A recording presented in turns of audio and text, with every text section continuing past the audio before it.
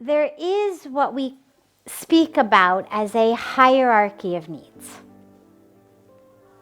Now, it is not 100%, meaning there are absolutely cases and stories of impoverished sages, own nothing, and are in bliss.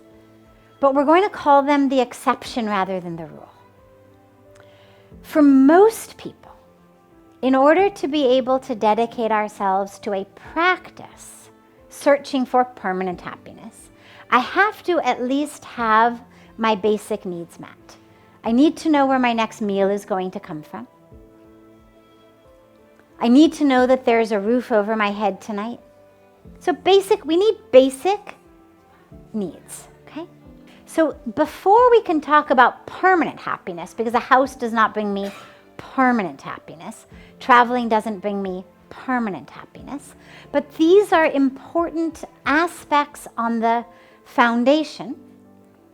A house because it's security, and traveling. Let's go deep for just a moment. What is it that gives us so much happiness about travel? Scenery is beautiful, but you could watch it online. New experiences, Connection. What about freedom? Travel gives us. We get to decide all of that which you've just said. I get to go and have new experiences. I get to get beautiful scenery. I can do all of the things because I'm in charge. I get to decide where I'm going. That's what we love about travel. I can decide I'm going to go here, I'm going to go there, I'm going to sleep here, I'm going to eat here. Nobody's going to tell me what to do. The joy of travel, the joy of each individual place eventually dissipates, which is when we decide, I'm going to move on. The permanent joy is the joy of freedom. Money gives us that same joy. It's not the things I buy that give me the happiness.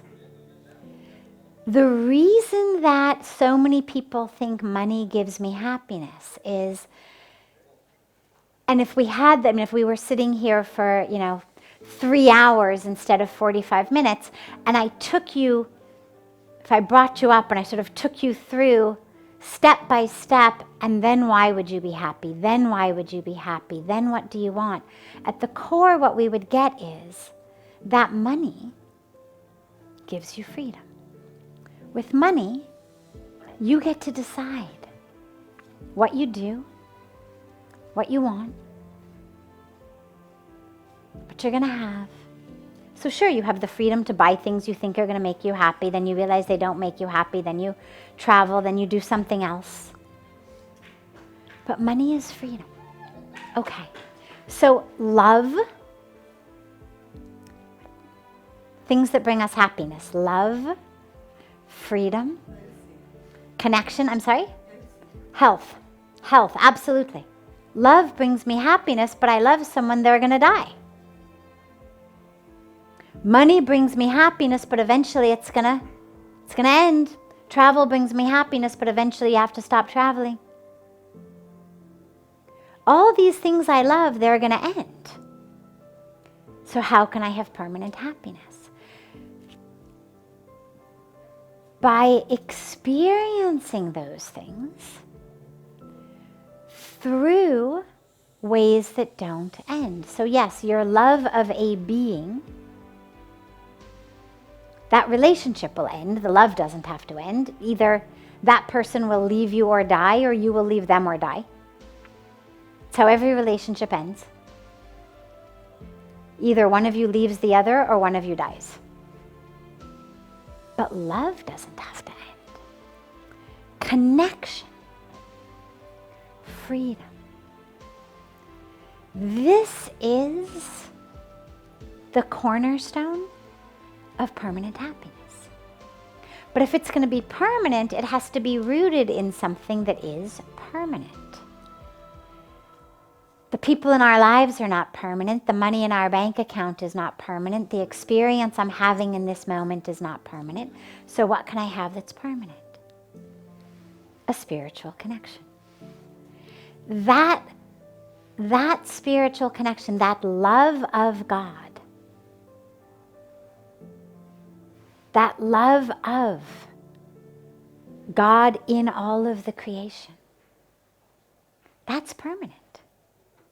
Even if you were loving God through someone you loved and that person died, well, the object is over, but the love isn't. If that person stands up and walks out of the room and goes to the drugstore down the street, do you feel love any less? So that love is not contingent upon their physical presence. The love is within you. Which means that if the love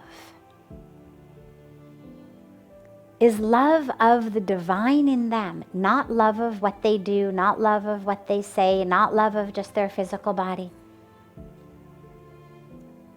you have the ability to hold that forever.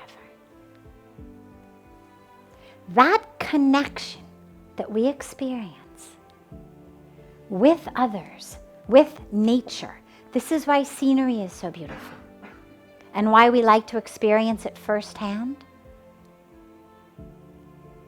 rather than just see it on our computers. When we are in nature, it connects us to the divine. As we meet new people and we learn about new people, it expands our sense of self. It expands our sense of who we are. It expands our sense of usness. Right? Us used to just be me and like 3 people in my house. Then I travel. Now my us is bigger. But ultimately, us is everything. Ultimately, self is everything.